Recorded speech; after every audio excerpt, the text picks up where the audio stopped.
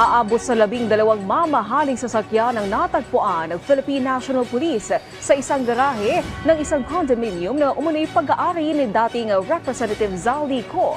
Sa kasalukuyan, may 10 pa umunong sasakyan ang hinahanap pa rin ng PNP. Si Ryan Lesigue sa sentro ng balita.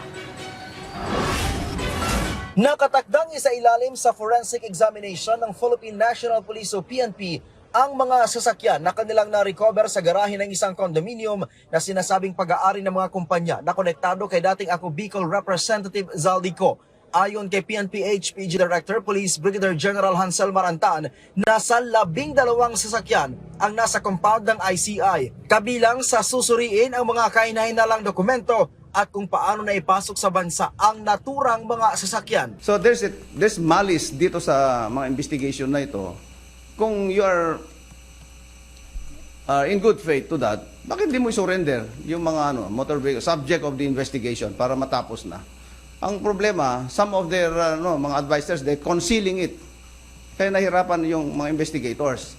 Tapos magpapaulang kayo ng harassment sa amin. Kaugnay nito, nanindigan pa rin ng Highway Patrol Group na legal ang kanilang operasyon at handa silang humarap sa anumang investigasyon. Hindi naman kami pumunta dyan para lang out of the blue.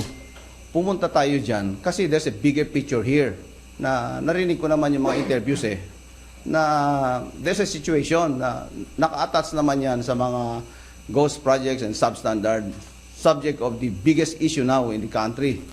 Kaya pumunta tayo yan is the interest of the state. Kabilang sa mga luxury cars ang isang Rolls-Royce na nakapangalan sa Eco Leisure and Hospitality Holding Inc., Toyota Sequoia na nakapangalan naman sa La Venecia Hotel Spa Inc., 3 Cadillac Escalade na nakapangalan naman sa Mercedes Resort, Sunwest Construction at Eco Leisure and Hospitality Holding.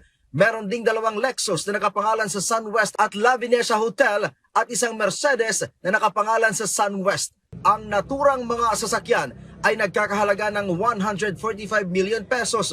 Bukod dyan, natagpuan din ang iba pang mamahaling sasakyan gaya ng 2 Lexus at isang Ferrari. Kaugnay nito, ay ibinunyag ni Marantan na 10 mamahaling sasakyan pa ang kanilang hinahanap na kabilang sa 24 na subject sa search warrant. Binibigyan ko ng warning yung mga nagtago ng mga sasakyan na hinahanap namin. Kasi pag inabutan namin sa inyo yan, kayo ang mananagot. Hindi naman ninyo may tatago ng matagal yan.